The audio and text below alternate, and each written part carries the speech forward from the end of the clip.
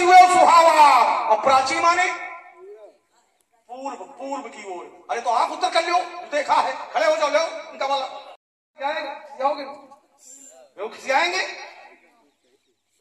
विगत दिवस गुरु आयस पाई, संध्या करन चले दो भाई।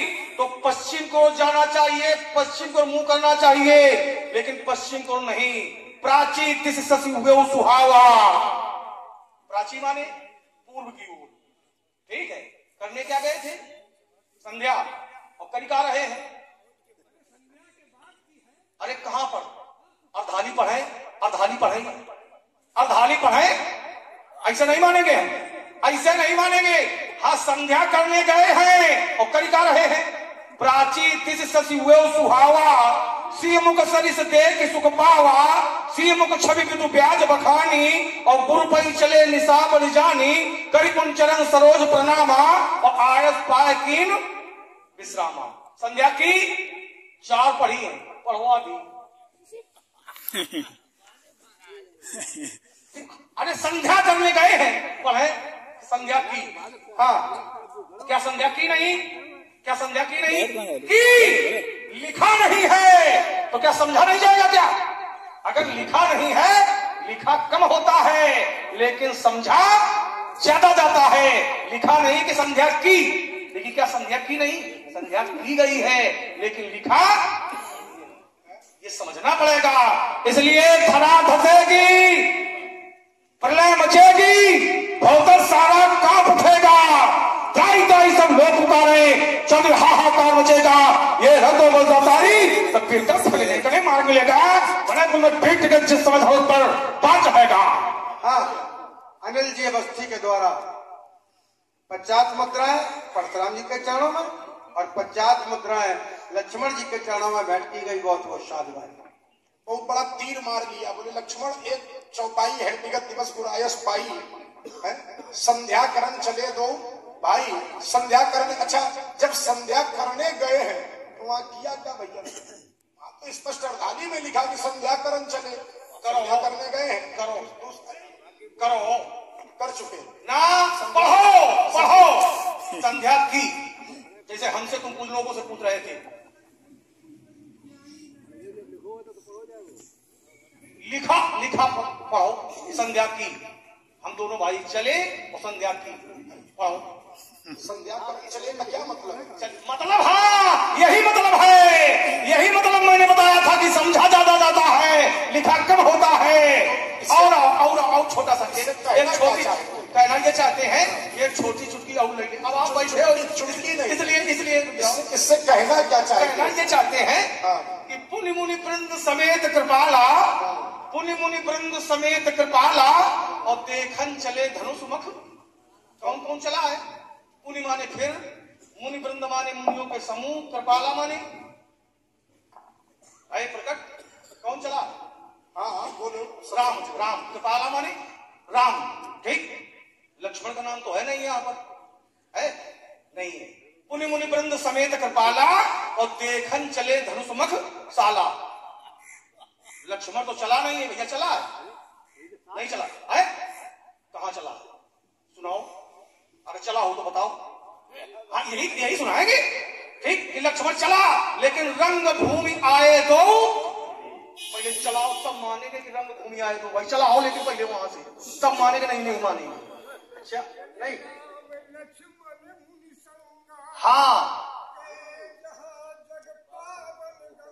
वहां गए, चले वहां चले राम लक्ष्मण संगा। चले राम लक्ष्मण मुनि संगा चले हैं, लेकिन यहाँ पहले चलाओ नहीं। हाँ, गायब नहीं हुए।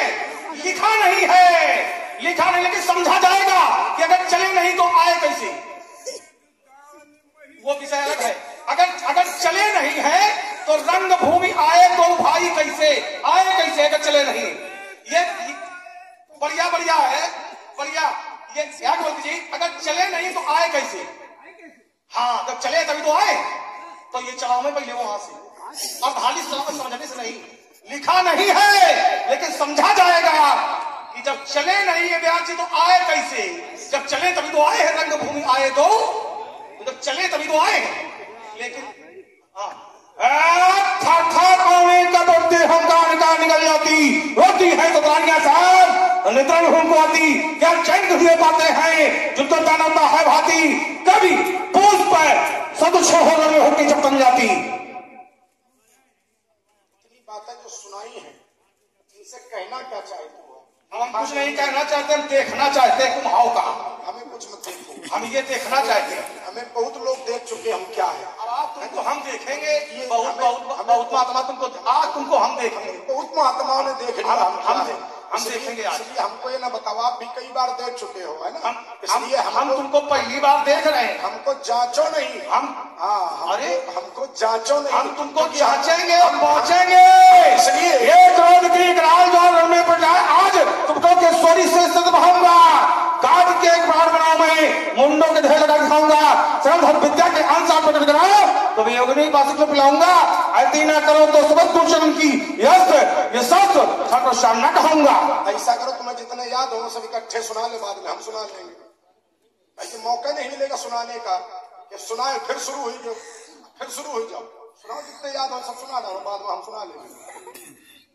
संवाद का मतलब क्या है? आपने एक सुनाया तो हमको भी तो सुना लेंगे। अब तुम इधर की बातें कर रहे हो, सुना ही नहीं रहे हो। धारा से हमने जो कर दिया है। हाँ ठीक कह रहे हो, तुम इधर की बातें कर रहे हो। धारा से हमने इसलिए कहा कि हमको नहीं जांचो, इसलिए नहीं जांचो क्योंकि हम जचे जचाए आए हैं। मैं जांचन आयो, हम जचे जचाए आए, इसलिए हमको मत जांचने का प्रयास करो। हमें जांचिए नहीं आप। वीरता की बात कर लो चाहे जिसकी बात कर लो, है ना, वीरता में भी तुमसे कमजोर नहीं है। देखता नहीं विप्रवेश, बलिहारी ये मनाओ कि ब्राह्मण हो। अच्छा भय है कहीं न कहीं से? भय नहीं है, ब्राह्मणों तो भयभीत रहोगे तो निर्भय रहोगे। देखता नहीं विप्रवेश तो छड़वन में मजाज खा देता, अरमान मिटा देता, दिल के प्रसिद्ध याद भुला देता। ये छीनता धनुष्वाण आई कहाँ है? नहीं कहाँ है? छीने का जब आई नहीं, पहले छीना छिनाया है। धनुष तो पहले छीना है। छीनता धनुष्वाण परसा करके घर घर उठा देता, उछल उछल कर परस छुड़ाना पंडित जी हमें भुला देता। हमारी तरफ कम देख रहे हैं, उधर ज्यादा देख रहे हैं। नहीं तो क्रोध की ग्राल जाल हमें बढ़ाए आज छोटों के सोरी से रहूंगा, काट के घरवाओं में मुंडों को ढलक रहूंगा, तुरंत हम विद्या के अनुसार पकड़गा तो अपने पास में पिलाऊंगा। अर्दी ना करो तो सबक दूषण की ये सब छठो शाम ना कहूंगा। मैंने भी मन में ठानी है। क्या क्या ठानी है? चलो आगे चलो, क्या ठानी है? पहले आगे चलो फिर बताएं। मैंने भी मन में ठानी है, आज पता चल जाएगा किस दूध में कितना। कहता है आगे चलो, ये पीछे वाले हैं। आप पीछे चले, जीवन भर पीछे चले, इसीलिए हम जीवन भर पीछे चले। अच्छा अभी पता चल जाएगा किस दूध में कितना पानी है। तो बेटा मेरे भी मन को अब आया है कि अभी पता चल जाएगा कि किसकी मैया ने किसको कितना दूध हो।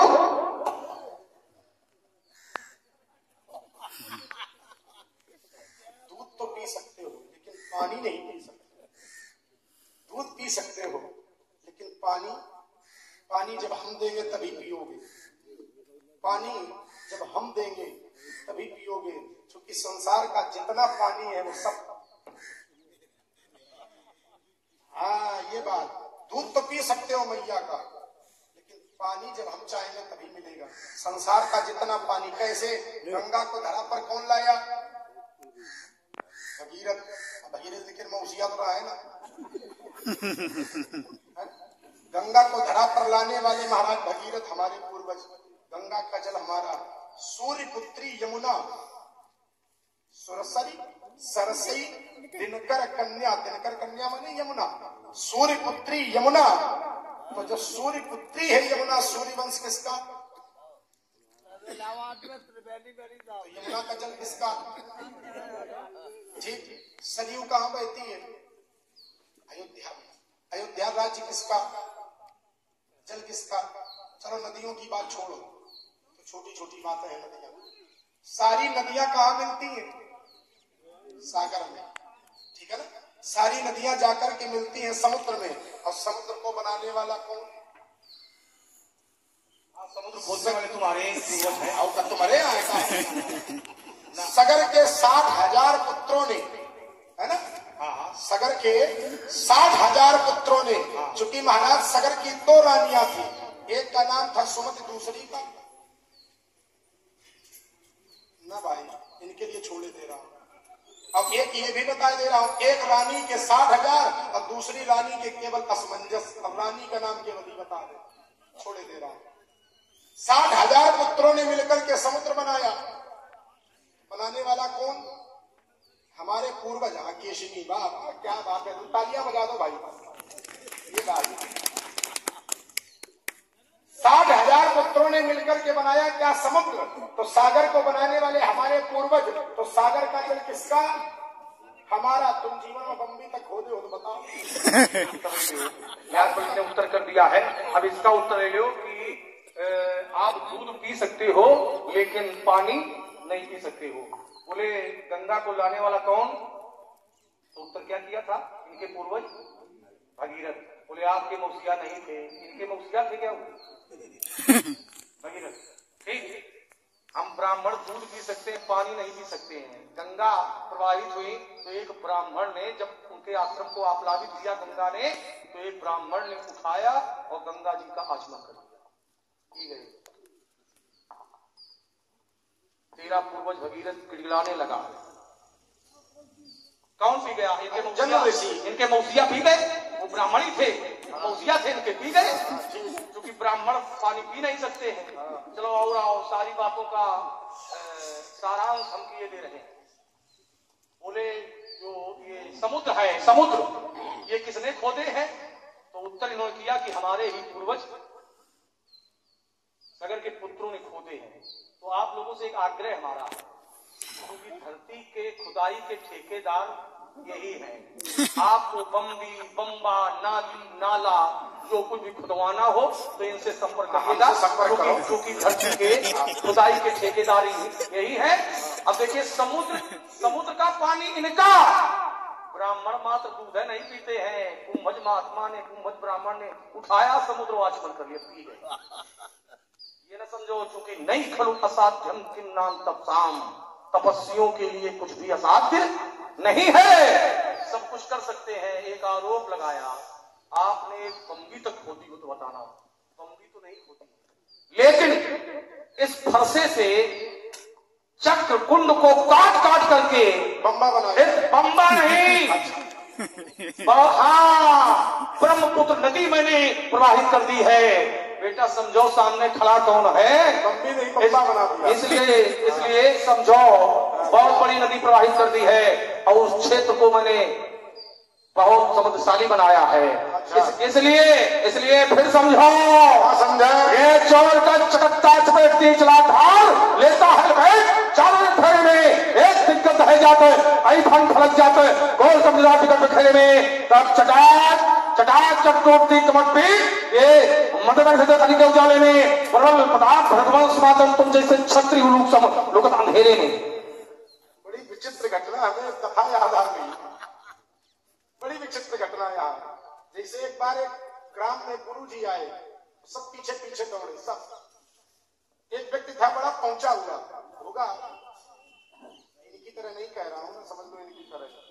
वो भी पीछे पीछे दौड़ा। अरे महाराज बड़ा नाम सुना है आपका, ऐसा करो आप हमारे गुरु बन जाओ, हमें शिष्य बना लो। गुरु जी ने कहा ठीक बेटा बन जाओ। जैसे वो चेला बना वैसे बोला, गुरु तो बन गए, कुछ सुनाओ मैं। गुरु जी ने कहा बेटा राम राम जपो। बोले यार छोटी मोटी बातें बताते, कोई ऊंची बात बताओ। तो बोले ऐसा करो बेटा तुम रामचरितमानस पढ़ो। अरे बोले महाराज ये सब पढ़ चुके हैं, कोई ऊंची बात बताओ, ऊंची बात। ऐसा करो बेटा फिर तुम श्रीमद् भागवत कथा। अरे बोले महाराज छोटी छोटी बातें, ऊंची बात बताओ। गुरु जी भी चक्कर में पड़े, यार चेला नहीं गुरु ही मिला। अब क्या सुनाए? बोले ऐसा करो तुम ब्रह्मवाणी है गीता, गीता सुनो। चेला बोला हाँ ये कुछ ठीक है, सुना गीते सुनाओ। तो गुरु जी ने कहा बेटा गीता तो हम तुम्हें कल सुनाएंगे, आज गीता का महात्म सुनाते हैं। पहले महात्म बाद में कथा। तो गीता का महात्म तुम्हें हम पहले सुनाते हैं। चेला बोला सुनाओ महाराज। अब गुरु जी ने सुनाना प्रारंभ किया। सर्वो निस्तो गावो दोगधा गोपाल नंदन। उसका जो ये सब संसारी जीव है, जो प्राणी है, ये सब गाय और बछड़े के रूप में है। हम सबके पालन करता कौन? दोगधा गोपाल नंदना। हम सबके रक्षक, हम सबके पालन करता स्वयं परमात्मा है। चेला के वाह महाराज आनंद आ गया, 10 हो गई। वाह महाराज आनंद आ गया। अच्छा ये विशेषता होती है, जैसे सुनाने वाला और 2-4 अगर ताली बजाने वाले बैठ जाए तो सुनाने वाले 1-1.5 घंटा अपने आप बढ़ जाता है, अपने आप बढ़ जाता है, तो कहना नहीं पड़ता है ना। तो अब गुरु जी को सुनाना था 1 घंटा सत्संग, गुरु जी सुनाए 4 घंटा सत्संग। जब सत्संग हो गया तो गुरु जी ने कहा बेटा कुछ समझ में ना आया हो तो पूछ लो। चेला बोला महाराज हमें नहीं समझ में आया, हमें बोले बेटा हम जानते तुम बहुत विद्वान हो, लेकिन फिर भी कुछ तो पूछ लो, हमारा सम्मान रखने के लिए पूछ लो। तो चेला बोला महाराज बाकी सब समझ में आ गया, लेकिन आप बार बार कह रहे थे कि 2 गधा, आपने श्लोक पढ़ा कि 2 गधा, तो हमें ये नहीं समझ में आया कि ये 2 गधा कौन थे कथा में। गुरु जी ने माथा पीटा है, 4 घंटा में इसे सुनाए। तो गुरु जी भी बड़े विनोदी थे। गुरु जी बोले बेटा 2 गधा कहीं बाहर से थोड़े आए, बोले फिर, बोले पहले गधा हम, दूसरे गधा हम तुम्हें 4 घंटा समझाए, तुम्हें समझ में नहीं आए। अब तुम भी तुमसे बड़ा कोई गधा नहीं कि हमारे जैसा समझाने वाला, फिर भी तुम्हारी समझ में। इसलिए ज्यादा किसी को न समझाओ, खुद समझ जाओ, उसी में भलाई है। भलाई क्या है व्यास जी? मेरा जीवन दर्शन। छोटी सी बात हमसे बिल्कुल एक नहीं तो ही सुनाओ तुम। ठीक, एक बार पशुओं की एक सभा हुई, बहुत आया है, तो पशुओं का राजा सिंह पहुंचा उसकी अध्यक्षता करने के लिए। तो अध्यक्षता की, उसने अपनी बातें बताई और पशुओं पक्षियों की बातें सुनी, समस्या का समाधान किया। सिंह ने कोई एक ऐसी बात की जिससे जितने पशु पक्षी थे वो सब हंसने लगे। एक जीव नहीं हंसा, एक जीव नहीं हंसा, सब हंसने लगे। वो जीव जब सभा समाप्त हो गई, सिंह चला गया, तो 1 घंटे बाद बहुत तेजी से हंसा हुआ। तो अन्य पशु पक्षियों ने कहा कि जब सब लोग हंस रहे थे तब आप नहीं हंसे, जब सब लोग, राजा चला गया और सब लोग अपने अपने घर जाने के लिए उद्यत है, तब ये हंसे। एक पशु ने कहा कि वो बात जो राजा ने बताई थी उस समय इनकी समझ में नहीं आई, इसलिए नहीं हंसे थे। 1 घंटे बाद समझ में आई है, तो अब ये अब हंसे हैं क्योंकि वो गधा ही था। ये एक हमको भी याद आ गई, एक और हमको भी याद आ गई, जो ये कह रहे हैं कि 1 घंटे बाद समझ में आया।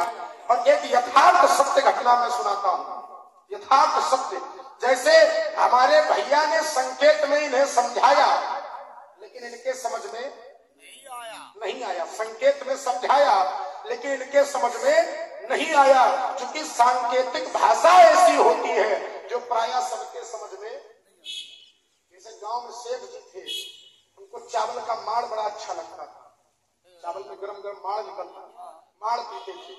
अब एक दिन लोग मिलने के लिए आए, प्रतिष्ठित व्यक्ति थे, तो घर में चावल बना, माड़ निकला, गरम गरम माड़, खाने का आनंद लगा। तो पत्नी ने कहा बेटे से जाओ पिताजी को बुला के लाओ, चावल का माड़ पान करें आके नहीं ठंडा हो जाएगा। अब बेटा जैसे ही गया तो बेटा ने जाकर के देखा कि पिताजी के पास तो और भी लोग बैठे हैं। अब अगर इसे में कही देंगे पिताजी चावल का माड़ पियो चले के अपमान होगा पिताजी का। लोग कहेंगे बताओ चावल का माड़ पीते इतने बड़े आदमी। बेटा भी बड़ा होशियार था, उसने संकेत में बोला। क्या बोला? बोले पिताजी धानुपुर से माढ़ू जी आए हैं। कौन आया?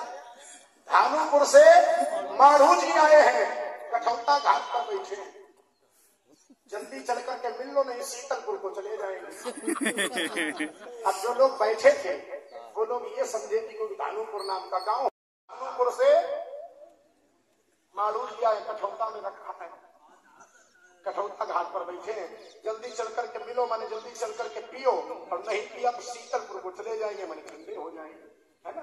तो सांकेतिक भाषा सबके समझ में, इसलिए हमारे भैया ने, श्री राम जी ने इनको संकेत में समझाया कि धनुष तोड़ने वाला कौन है, लेकिन इनके समझ में नहीं आया। ना आए तो इनका विषय है, मेरा कहना है उत्तर ले लो इस बात का भी उत्तर ले लो।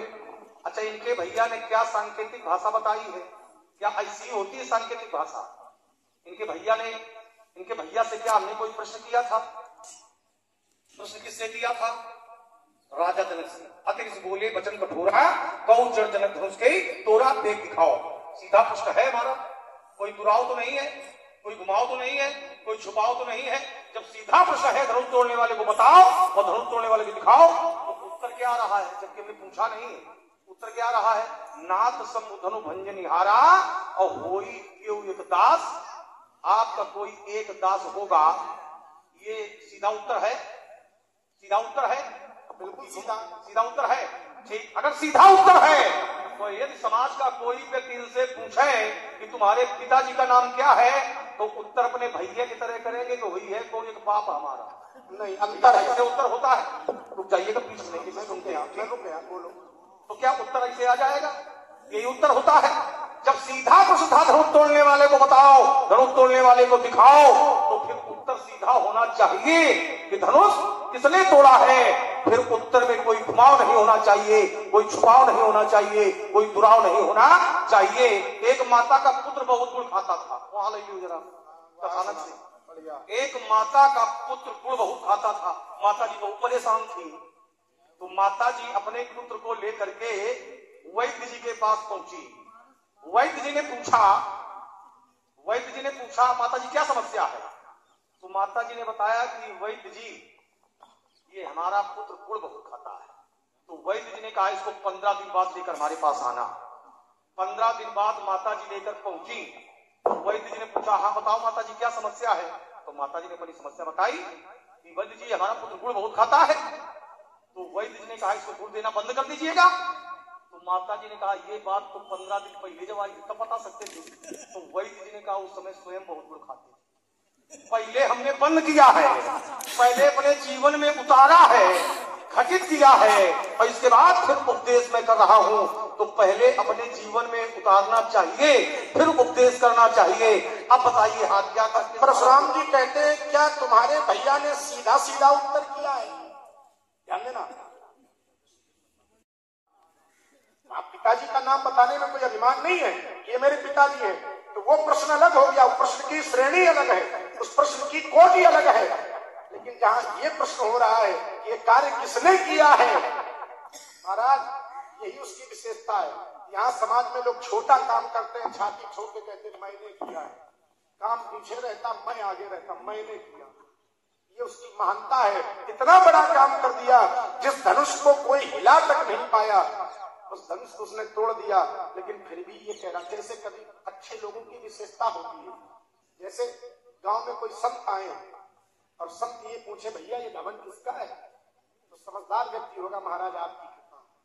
अगर समझदार व्यक्ति होगा, कोई निके जैसा अगर होगा तो ये कहेगा मैंने बनवाया, मैंने। भाई अगर ये कह दोगे भगवान आपकी कृपा है, तो संत समझ जाएगा कि जो व्यक्ति ये कह रहा है ये उसी का है, इसमें अभिमान भी नहीं है, उत्तर भी होगा। महिमशे